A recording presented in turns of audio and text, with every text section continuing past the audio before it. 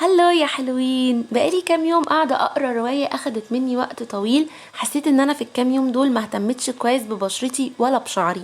قلت لا، انا لازم اقوم اهتم اهتمام كبير كده، ولا اهتمام اللبنانيين بنفسهم. فاكيد كان لازم هجرب منتجات شركة بيوتي اوف ليبانون ناتشور.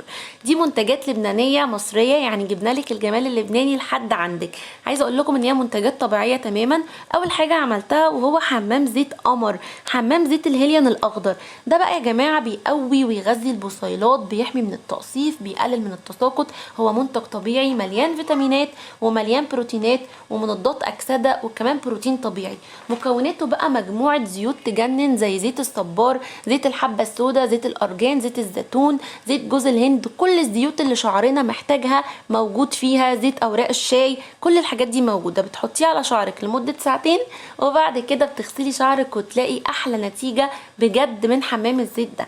على ما حمام الزيت بقى يتعمل، قلت اقوم بقى احط لي ماسك قمر كده على وشي، وهو برده ماسك الوفيرا. ده برده من شركه بيوتي، حاجه قمر. ماسك برده طبيعي، بيشد البشره، بيرطب وبيحافظ على البشره، بيعيد امتصاص الميه، بيعالج الجلد الخشن. وعايزه اقول لكم ان هو بيهدي البشره جدا جدا وبيفتحها، وبيعيد كده نضارتها ويخليها كلها حيويه. ده لو عملتيه مره في الاسبوع هتتبسطي جدا، وفجاه هتلاقي بشرتك بتنور. وبتغسليه بعد 20 دقيقه بعد ما بتحطيه على بشرتك، وتفرديه بالشكل ده زي ما عملته على بشرتك وعلى رقبتك كمان. يعني عادي جدا تحطيه على البشره وعلى الرقبه.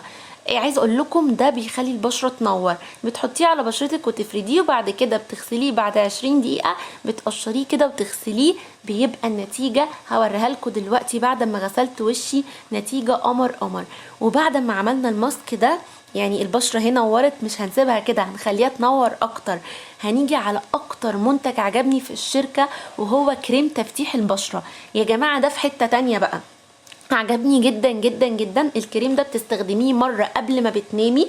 عايزه اقول لكم ان ده بقى من اول مره بتحطيه بتتوهمي بيه. اولا ريحته تجنن، الشركه كل المنتجات بتاعتها ريحتها حلوه جدا، ودي اكتر حاجه عجباني. بحطه قبل ما انام بقالي فتره. عايزه اقول لكم بيفتح البشره جدا. ده بقى يا جماعه بيفتح البشره، بيقضي على التصبغات، بيوحد لون البشره، بيخلي بشرتك ناعمه وطريه ومترطبه. ليه بقى؟ مكوناته كلها حاجات حلوه جدا.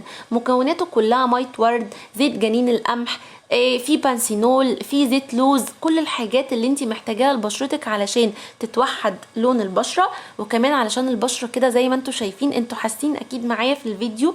البشره اولا بتتفتح في ساعتها. ده غير ان هي، ده عايزه اقول لكم بقى الاستخدام اليومي ليه فظيع، ريحته تجنن. بتبقي مبسوطه كده وانت حاطاه قبل ما تنامي لان ريحته حلوه. انا بحب المنتجات دايما تكون ريحتها حلوه. لو منتج ريحته وحشه انا مش هبقى قابلاه. فمنتجات شركه بيوتي تجنن. زي ما وريتكم كده، بصوا الفرق ما بين وشي ورقبتي، تحسي ان وشك بيقلب فجاه بيبي. بعد كده بقى في منتج تاني مهم جدا، وهو الكريم النهاري. الكريم ده بقى مهم قوي تحطيه كل يوم وانتي نازله في الشمس. الكريم ده يا جماعه برضو حلو قوي وريحته تجنن. ده بيحمي من اشعه الشمس وبيرطب الجلد وبيفتح البشره وبيدي نضاره وبيشد الجلد. يعني مكوناته برضو بقى زيت لوز حلو، ميه ورد، بنسينول، كل المكونات طبيعيه وحلوه جدا جدا للبشره. بنصحكم كلكم ان انتوا تجربوا منتجات شركه بيوتي اوف ليبانون ناتشور.